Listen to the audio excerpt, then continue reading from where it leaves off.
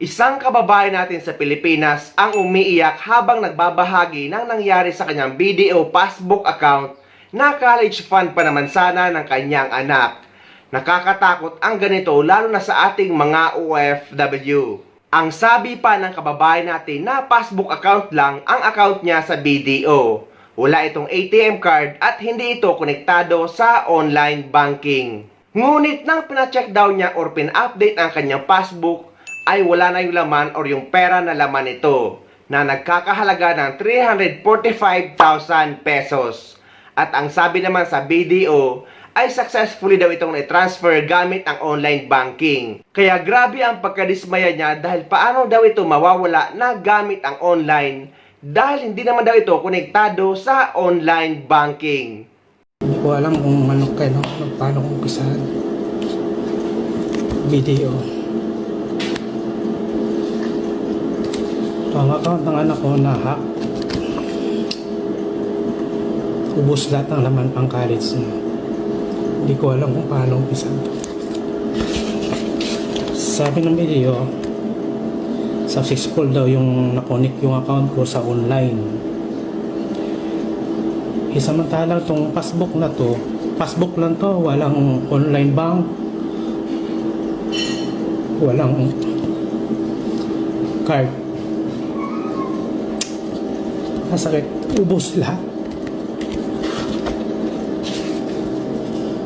345,000 hindi mas lahat ng hacker.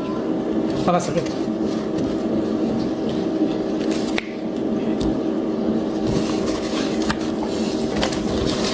Tangay. 345,000 ubos.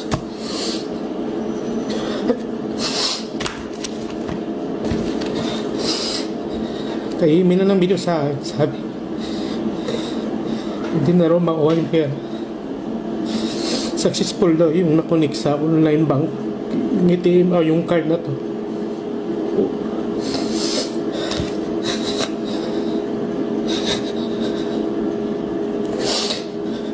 Pagkalis ito ng anak pero ubos.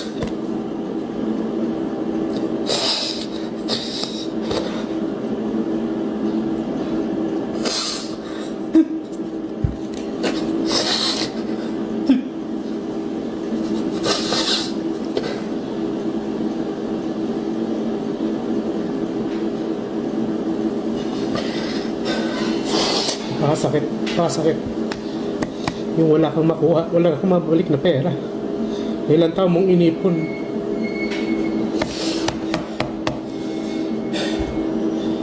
Video, baka naman magawa niyo pa ng paraan.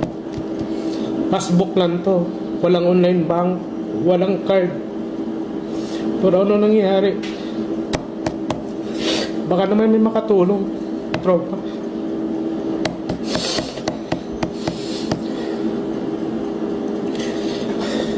Pagkalit ito ng anak ko, pero ubos. Pakasakit. Hindi ko alam anong gagawin ko ito. 0-0. May kilala kayo sa video. Nakakayak.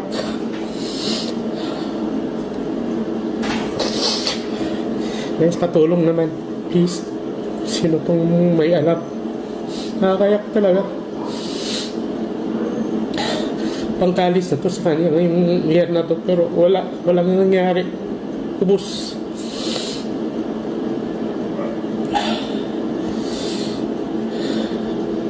Kaya isa nyo guys, may video ko yung account. Walang paano nyo na-update yan pero sa ito kasi talaga pakastep. Yung na-report namin, naghintay kami ng 7 days. Pero ito yung na-receive namin. Wala kaming makuha. Walang mabalik na pera. Ubus.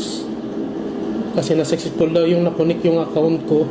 Yung account ng anak ko sa online bank. Samantala namang ito, naka-passbook lang to. Baka sakit. Sa ganitong pangyayari, lalo na sa Pilipinas siya at hindi naman talaga niya kasalanan, ay mas maigi na lumapit siya sa Bangko Sentral ng Pilipinas at mag-file ng complaint para magawa ng paraan. At kung hindi naman magawa ng paraan, ay ilapit na niya ito kay Sir Raffy Tulfo dahil hindi naman pwede na ganun-ganun na lang. Na porket sinabi ng taga-BDO na successfully itong na-transfer online, ay wala na silang gagawin or pananagutan.